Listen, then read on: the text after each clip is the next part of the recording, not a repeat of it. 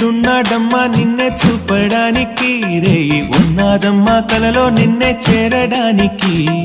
మాట మనసు సిద్ధం నీకే ఇవ్వడానికి, నా కళ్ళు పెదవి ఉన్నాయి నీతో నవ్వడానికి.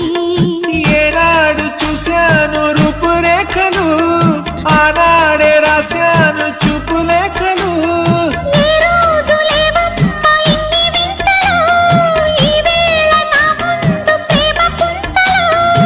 ఏడు వింతలను మించే వింతమ